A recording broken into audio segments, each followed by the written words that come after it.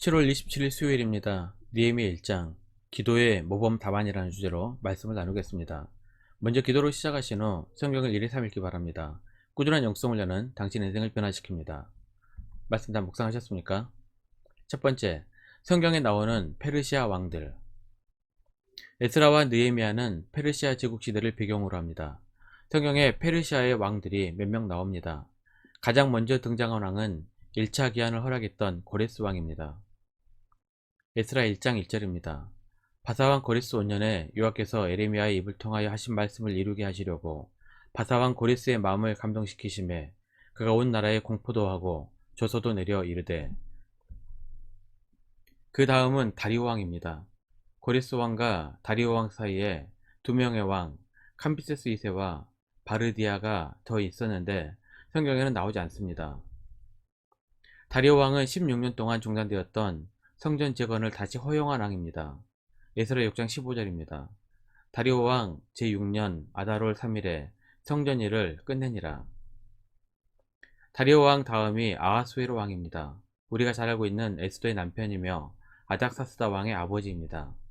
아하수에로 왕과 아닥사스다 왕은 에스라에서 사마리아인의 가짜 고발 때문에 성전 건축과 성벽 재건을 막은 왕으로 나옵니다.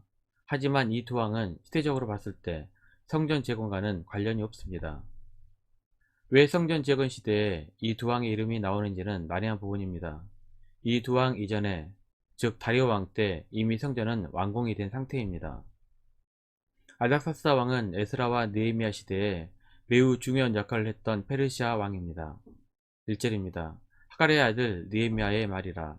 아닥사스다 왕 제20년 기스루롤에 내가 수상궁에 있는데. 아닥사스다 왕은 페르시아 황후 에스더의 양아들이었습니다. 유대인이었던 에스라와 느헤미야를 중용한 것을 보면 어머니 에스더와 사이가 나쁘지 않았을 것으로 추측이 됩니다. 아닥사스다 왕은 BC 458년에 에스라에게 제2차 기한을 허락합니다. 그냥 기한만 허락해도 대단한 일인데 유대인들에게 엄청난 혜택을 베풉니다. 또한 자신의 술 맡은 간원장으로 느헤미야를 중용했습니다. 11절입니다.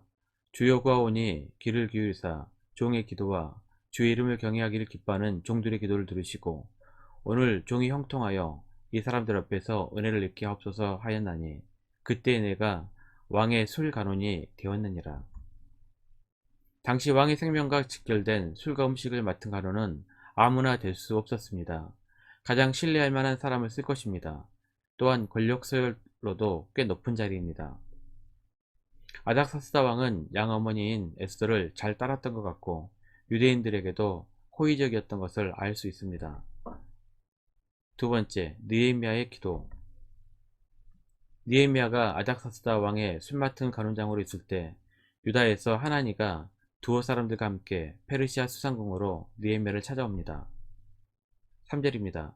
그들이 내게 이르되 사로잡힘을 면하고 남아있는 자들이 그 지방 거기에서 큰 환난을 당하고 능욕을 받으며 예루살렘 성은 허물어지고 성문들은 불탔다 하는지라. 바벨론에 멸망당할 당시 예루살렘 성과 성전은 완전히 파괴되었습니다. 귀한 자들이 성전은 재건했습니다. 하지만 성벽은 몇 차례 재건을 시도했으나 대적들의 방해 공작 때문에 실패했던 것 같습니다.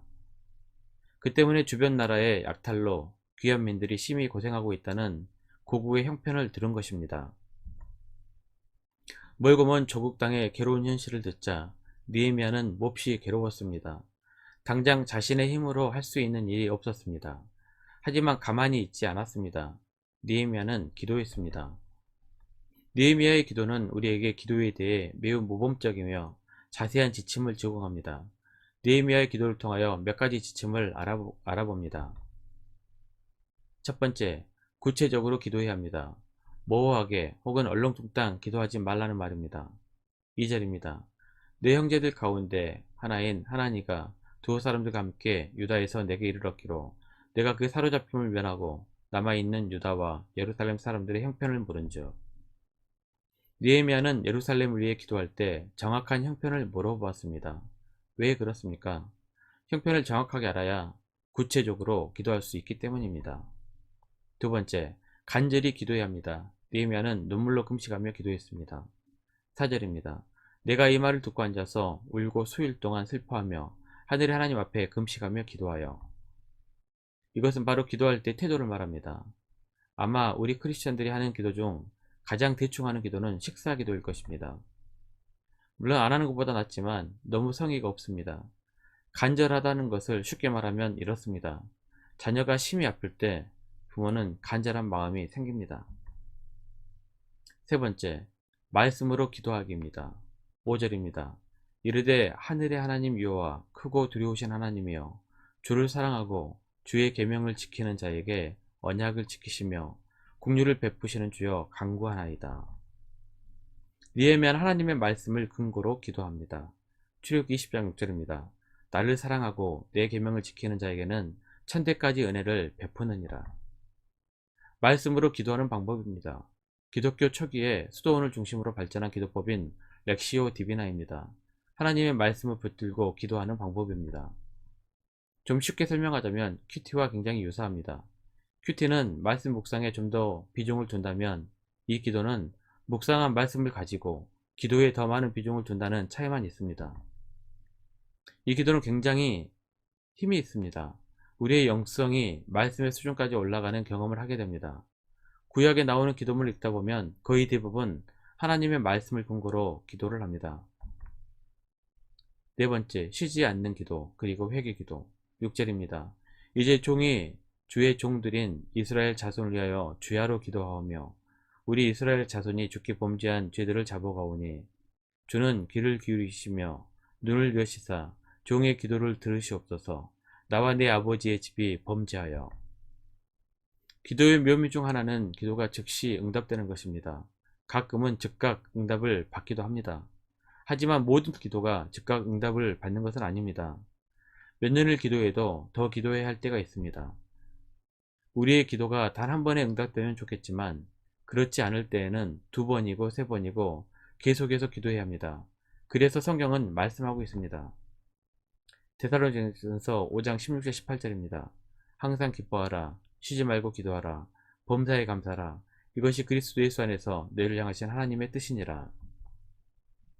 또한 기도에는 반드시 자신의 죄나 공동체의 죄를 하나님께 고백해야 합니다. 토레이 목사님은 기도와 영역이라는 책에서 이런 말을 했습니다. 우리의 모든 의로움을 포기하고 내가 가장 비참한 죄인이라는 사실을 겸손히 인정해야 한다. 다섯 번째, 함께 중보하며 기도해야 합니다. 11절입니다. 주여 구하오니 귀를 기울이사 종의 기도와 주의 이름을 경외하기를 기뻐하는 종들의 기도를 들으시고 오늘 종이 형통하여 이 사람들 앞에서 은혜를 입게 하옵소서 하였나니 그때에 내가 왕의 술 간원이 되었느니라. 종들의 기도는 한 명의 기도가 아니라 2명 이상의 기도를 말합니다. 이것이 바로 중보기도입니다. 기도는 무엇보다 함께 모여 중보할 때 힘이 있습니다. 왜 그렇습니까? 하나님께서 여러 사람들이 모여 기도하는 것을 기뻐하시기 때문입니다. 마태복음 18장 19절 20절입니다. 진실로 다시 너희에게 이르노니 너희 중에 2사람이 땅에 합심하여 무엇이든지 구하면 하늘에 계신 내 아버지께서 그들을 위하여 이루게 하시리라. 2-3사람이 내 이름으로 모인 곳에는 나도 그들 중에 있느니라. 말씀 요약합니다. 느헤미야의 기도문은 우리가 기도하는데 매우 구체적인 지침을 제공해주는 기도의 모범 답안입니다. 단순히 주시옵소서의 기도에서 탈피해 느헤미야의 다양한 기도 방법을 익히시기를 바랍니다. 1년 성경 읽도 주간계획입니다. 오늘 수요일 예사야 3장에서 5장까지 말씀 천천히 묵상하십시오. 7월 중보기도 제목입니다. 5가지 기도 제목 충분히 기도하시고 교회와 개인 기도 시간을 가지시기 바랍니다. 가정에서 기도하시 힘드신 분들은 교회 나오셔서 주중 기도의 시간을 이용하시면 됩니다. 주중 기도는 새벽 6시부터 밤 10시까지입니다. 하루 30분씩 최선을 다하시기 바랍니다. 그러면 여러분의 삶이 변화될 것입니다. 영상을 다 보신 분들은 확인 문자를 보내시거나 유튜브에 댓글로 달아주시면 정기적인 영성 훈련에 도움이 될 것입니다. 오늘 하루도 승리하시기를 기도합니다.